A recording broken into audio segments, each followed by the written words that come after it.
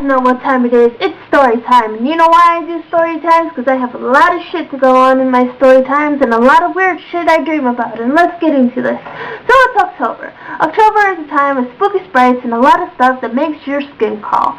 But throughout my years, I've come into contact with a lot of shit that scares the crap out of me. I'm a scaredy cat. Even less than a scaredy cat. I'm basically an elephant that watches a mouse and gets scared off their rockers.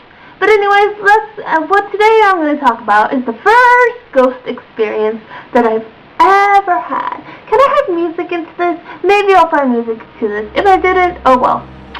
Anyways, the first one isn't really that scary. Actually, it's kind of weird, and maybe it's not even a ghost story. But let's just say, for the sake of this video, that it is. So, when I was about 5, 6, 8, somewhere around there, I went out to my family and lived where they lived in Mexicali. Mexicali is in the border between Mexico and California.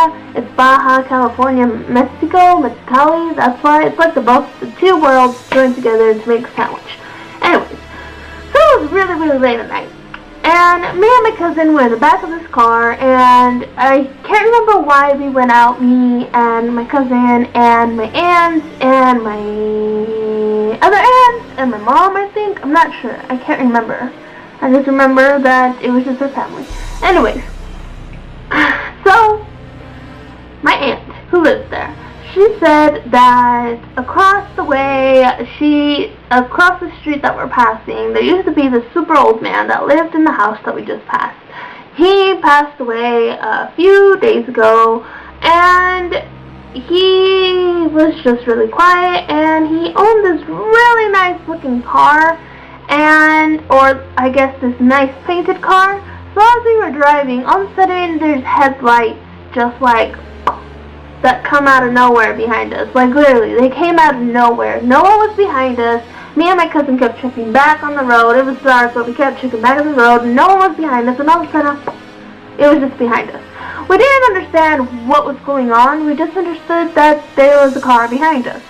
So we told them that there was a car behind us, and that we could see some of the color. The color, oddly enough, was the color of the man's car. Of course, this wouldn't be so weird. I mean, you could be thinking, hey, isn't there more other cars the same color? Well, technically yes, but it gets weirder.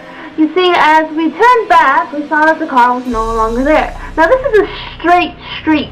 The next exit isn't until a few, feet away, or like a 1 mile away. There's no way he could have gone anywhere else.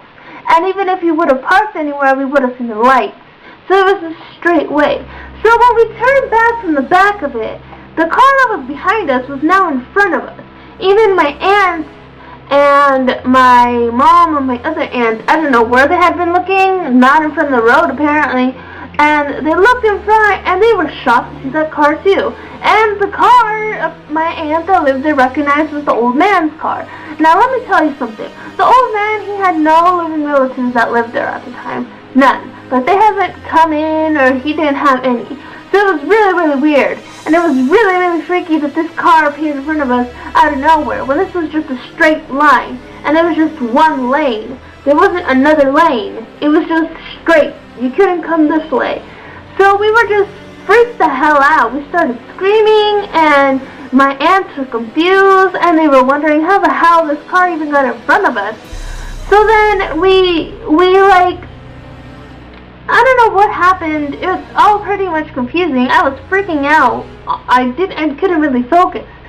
But this car, all of a sudden, I guess he turned into the actual place, and he turned, and as we passed, we looked out the window to where he turned, and there was no car there whatsoever. We basically saw a ghost man inside of a car, and it was weird. And that was the first scary encounter, freak encounter, that I've ever experienced.